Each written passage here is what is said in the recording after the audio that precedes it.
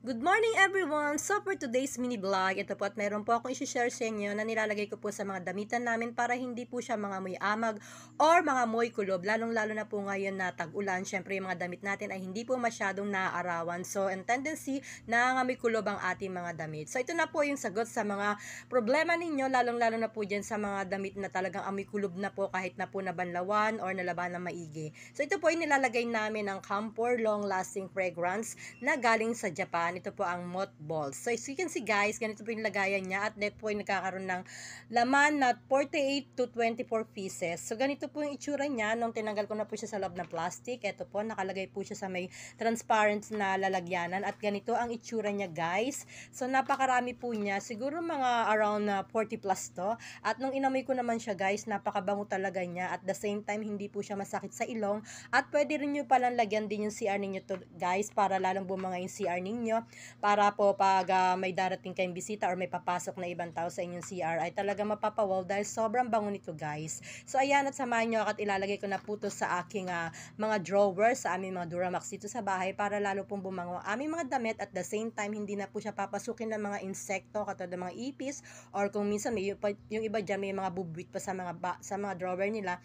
So maiiwasan na po pag naglagay na po tayo ng ganito. At syempre ilalagay ko na lang po sa aking comment section ng link nito para doon po kayo mag-check out ng ating Camphor Mothballs Long Fragrance na para sa mga damit natin. So keep on watching guys at ipapakita ko po kung paano ko po ito ilalagay sa aming mga damitan. So keep on watching. At eto na po mga mima ko at maglalagay na po tayo sa ating mga Durabox ng ating mothballs na yan, na fragrance long lasting para mas lalo pa pong bumango ang ating mga damit at hindi na po ito papasukin ng mga ipis at ng kung ano pa mga insects. So maglalagay lang po ako siguro ng mga 3 piraso dito sa ating mga Durabox, sa ating mga damitan. Ayan, ilagay nyo lang yan ng side by side and then sarado nyo at yung pangalawa naman po, ayan, lalagyan naman po natin ulit ng mga 3 piraso din yung ating damitan at yan, at makikita nyo naman na tatagal po yung amoy neto at napaka-safe po nito mima ko sa ating mga damitan. So ayan yung mga Durabox namin, nilagyan ko na. And then ang pangatlong layer ng ating damitan, so hindi ko masyado mabuksan. Lalagyan din po natin siya ng 3 piraso para po hindi na po yan pasukin ng ating mga ipis.